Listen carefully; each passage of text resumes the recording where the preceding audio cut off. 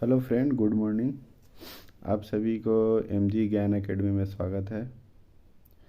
तो आज हम आपको बिहार एसआई का प्रैक्टिस सेट लेके आए हैं, जो ज्ञान बिंदु सर पटना के फेमस टीचर, उनका प्रैक्टिस सेट है। तो चलिए स्टार्ट करते हैं। आज का पहला क्वेश्चन है कि निम्नलिखित में से असत्य विकल्प को चुनें।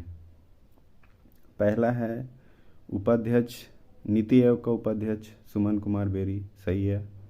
सेकंड है संघ लोक सेवा आयोग का अध्यक्ष डॉक्टर मनोज सोनी, ये भी सही है।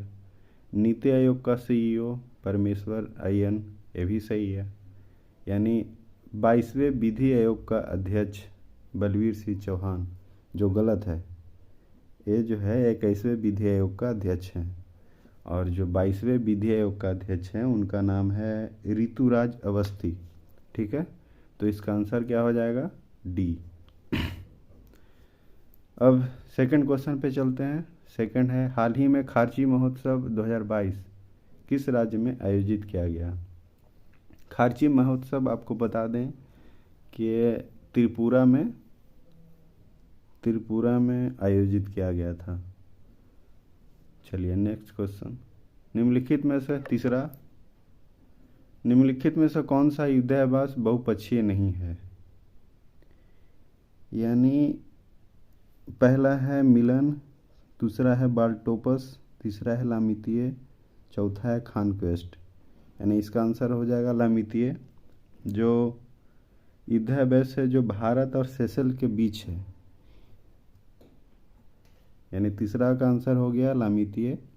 लामितिये एक्सरसाइज भारत और सेशल के बीच हुआ था। बाकी यानी लामितीय एक्सरसाइज के युद्धाभ्यास के अलावा बाकी 3 जो है बहुपक्षीय अभ्यास है। ठीक है, अब चौथा चलते हैं। चौथा है 15वां ब्रिक्स वर्चुअल शिखर सम्मेलन 2023 का आयोजन किस देश में किया गया? इसका आंसर हो जाएगा आपको साउथ अफ्रीका। साउथ अफ्रीका हो जाएगा। इससे पहले जो 14 वाला हुआ था वो हुआ था चाइना में, और 13वां हुआ था इंडिया में, जो 2021 में हुआ था। ठीक है, अब पाँचवा चलते हैं। पाँचवा है हाल ही में किस राज्य में तमला डायनासोर का अंडा मिला? तमला डायनासोर का अंडा मिला था आपको मध्य प्रदेश में। यानी 5 का डी। अब है छठा, हाल ही में अंतर्राष्ट्रीय रेंजर पुरस्कार 2022 दिया गया। अंतर्राष्ट्रीय रेंजर पुरस्कार 2022 दिया गया आपको असम को, यानी असम। यानी 6 का बी मिला था कहाँ? ओरेंग नेशनल पार्क को। यानी असम में ओरेंग नेशनल पार्क है, वहाँ पे रेंजर यानी वहीं का असम को दिया गया था अंतर्राष्ट्रीय रेंजर पुरस्कार 2022। ठीक है, अब सातवां चलते हैं। सातवां है role of labour in India's development नामक पुस्तक के लेखक। यानी role of labour in India development नामक पुस्तक के लेखक हैं कौन सा है? सी, यानी भूपेंद्र यादव। ठीक है, अब चलते हैं आठवां। आठवां आपको है कि निम्नलिखित में से कौन सा विकल्प असत्य है? पहला है विश्व जल दिवस 21, फिर है बिहार दिवस 22, विश्व क्षय रोग 24, डी है चाबहार दिवस। तो बिहार दिवस तो सही है 22 मार्च। उसके बाद विश्व क्षय रोग दिवस 24 मार्च, ये भी सही है।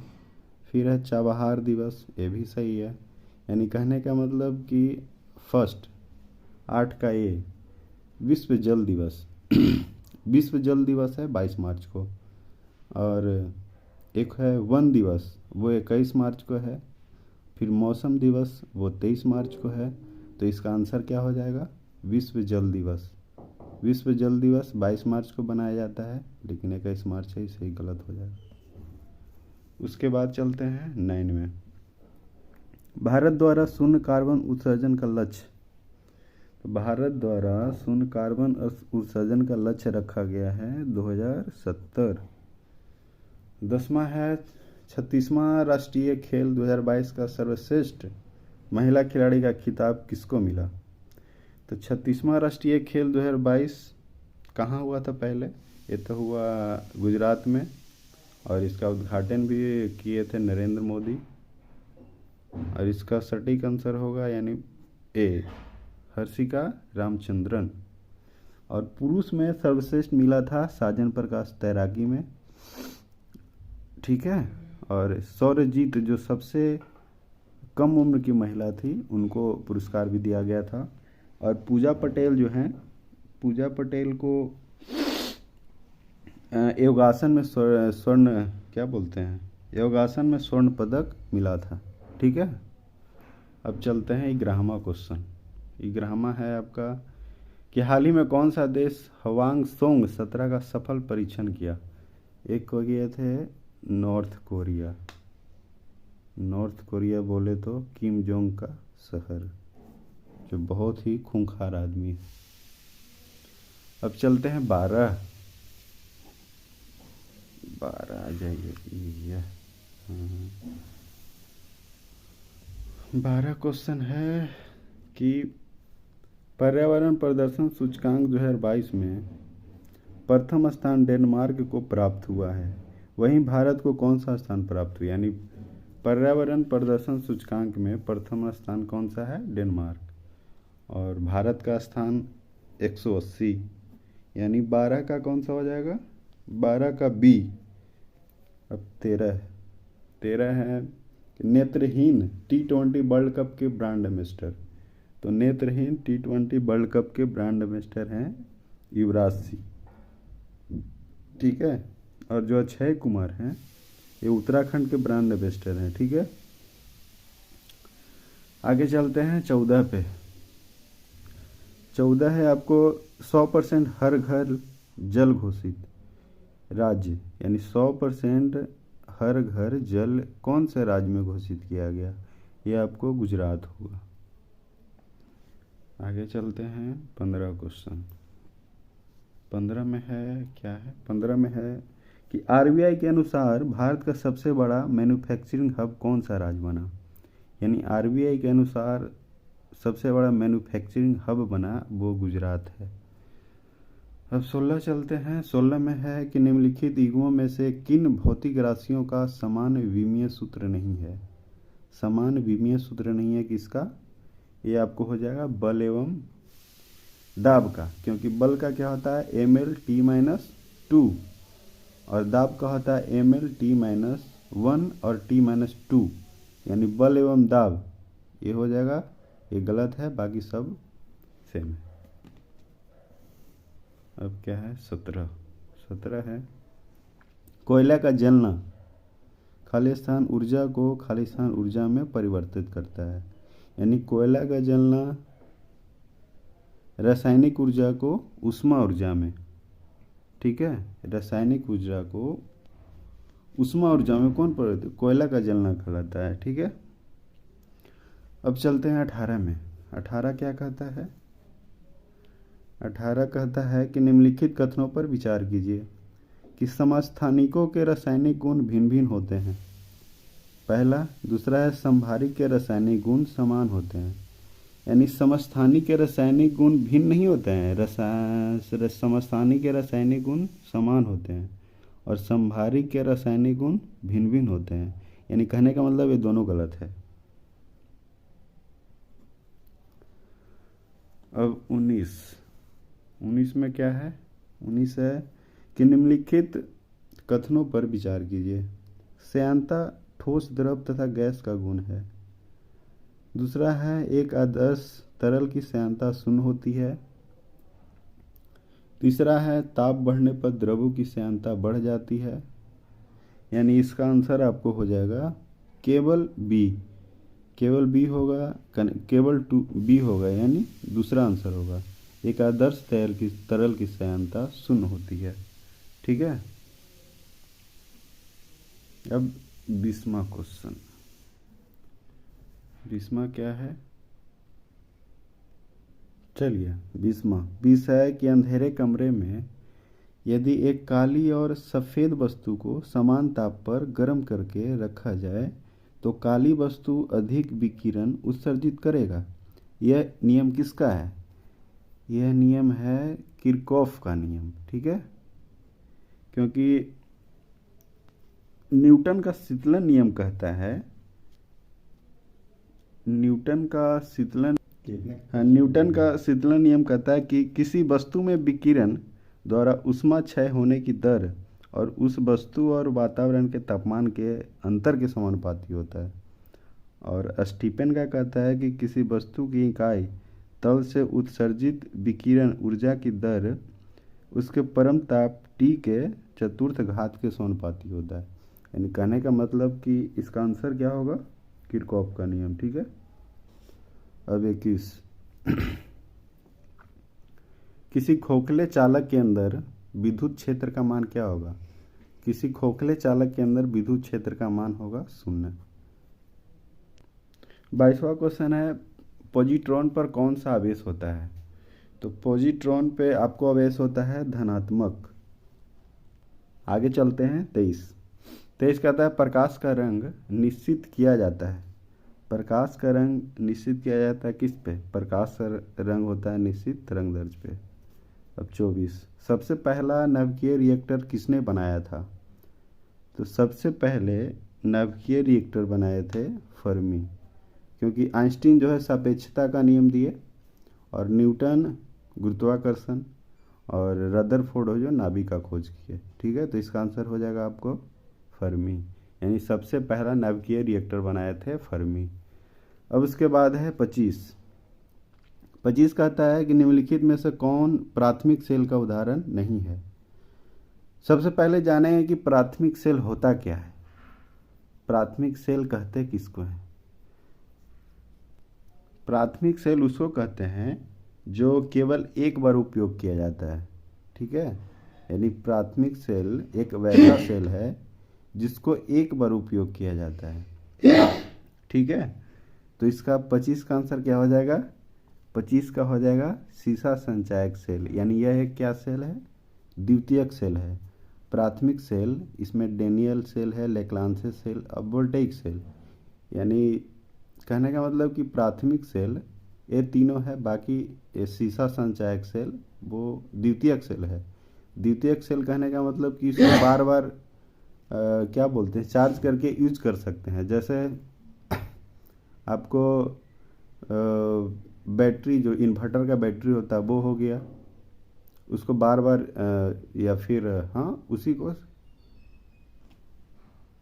चलिए आगे चलते हैं। आगे 26 कहता है कि लेंस की गोलाई का बढ़ जाना, फिर लेंस की फोकस दूरी घट जाना, फिर लेंस की क्षमता बढ़ जाती है।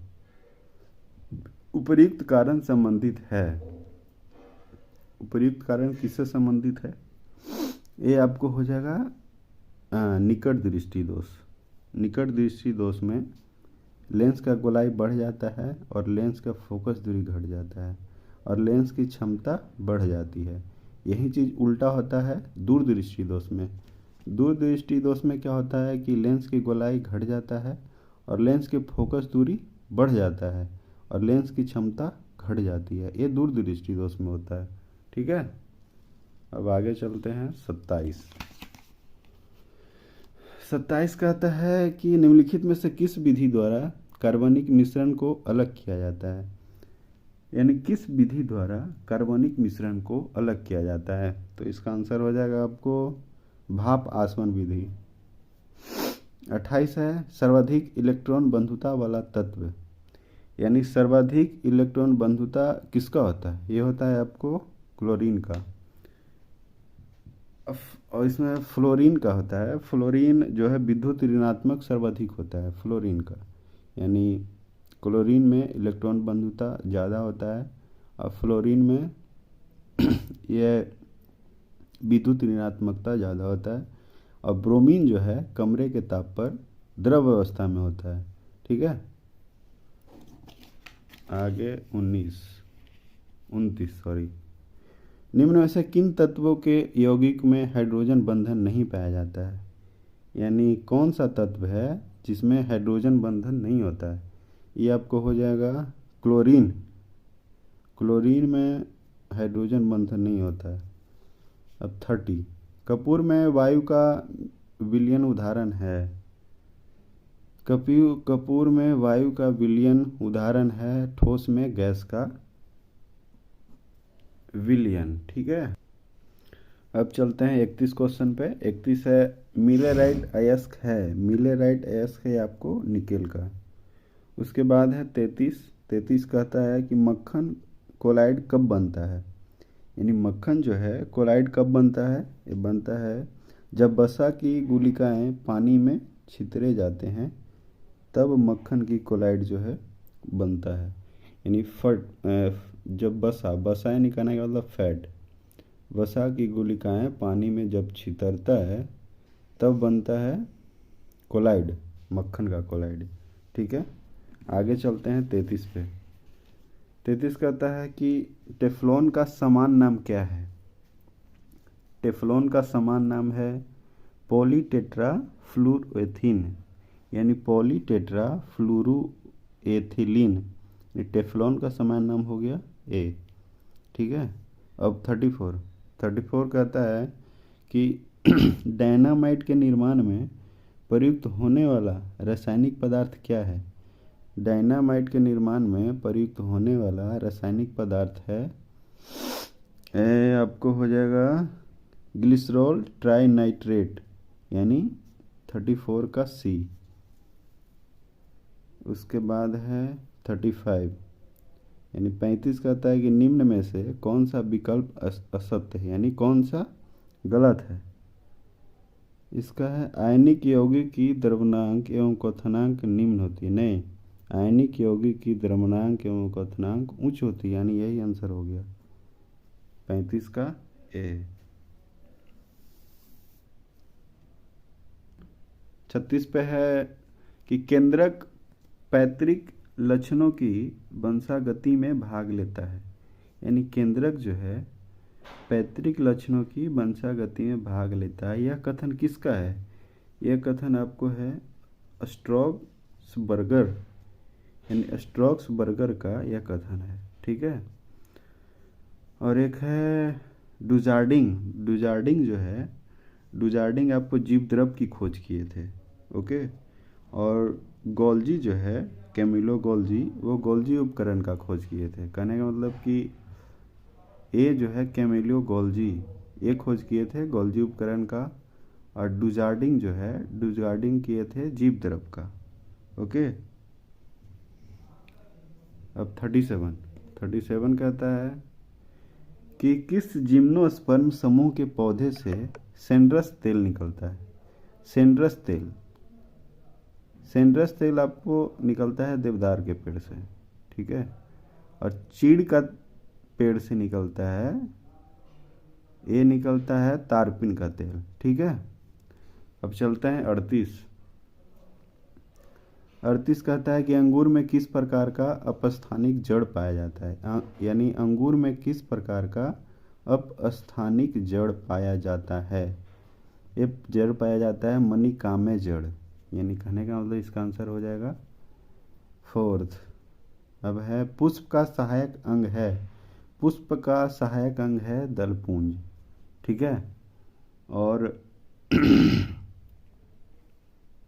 अब चलते हैं 40 कहता है कि निम्नलिखित में से असत्य विकल्प कौन सा है। यानी असत्य विकल्प यानी गलत कौन सा है। खरगोश 47, यानी खरगोश जीव और उसका गुणसूत्र, यानी खरगोश का गुणसूत्र 44, कबूतर का 82, चिंपैंजी का 48 और मेढक का 26। यानी कबूतर का 82 नहीं, कबूतर का 80 होगा, यानी 80। यानी कबूतर का गुणसूत्र कितना होता है 80, यानी इसका आंसर हो जाएगा कबूतर। उसके बाद है 41, किस संघ के जीव का उत्सर्जन फ्लेम कोशिकाओं द्वारा होता है। यानी फ्लेम कोशिकाओं द्वारा जीव का उत्सर्जन किस संघ के जीव का उत्सर्जन फ्लेम कोशिका द्वारा होता है। तो एक कोशिका का नाम है संघ प्लेटीहेल्मंथीज, यानी इसका आंसर हो जाएगा सी। फिर उसके बाद है 42। 42 कहता है कि लाल रक्त कण का मृत्यु स्थल है, यानी लाल रक्त का मृत्यु स्थल कौन है? यह है यकृत। यकृत जो है लाल रक्त का मृत्यु स्थल है। ठीक है। अब उसके बाद है 43। 43 कहता है कि मेरु रज्जु के संबंध में कौन सा विकल्प असत्य है? इन मेरु रज्जु के संबंध में कौन सा विकल्प असत्य है? तो ये आपको हो जाएगा सी, यानी प्रतिवर्ती क्रियाओं का पता सर्वप्रथम लैगली ने लगाया था। लैगली ने नहीं लगाया था, लगाया था कौन लगाया था? लैगली नहीं लगाया था, कोई लगाया लेकिन हमको पता नहीं है, सॉरी। आगे चलते हैं 44। 44 कहता है निम्नलिखित में से कौन सा कार्बोहाइड्रेट का कार्य नहीं है? यानी कौन सा कार्बोहाइड्रेट का कार्य नहीं है? तो इसका आंसर हो जाएगा आपको vitamin D. Vitamin D carbohydrate का कार्य नहीं है। अब चलते हैं 45। 45 कहता है कि समन्वित रोग निगरानी परियोजना केंद्रीय स्वास्थ्य कार्यक्रम का प्रारंभ वर्ष है। तो इसका प्रारंभ वर्ष है 1997 से 98। फिर उसके बाद है रामानुजम ट्रॉफी का संबंध किस खेल से है? तो रामानुजम ट्रॉफी का संबंध है आपको टेबल टेनिस। फिर है गाइड नामक पुस्तक के लेखक कौन है? तो गाइड नामक पुस्तक के लेखक आपको हैं R.K. नारायण।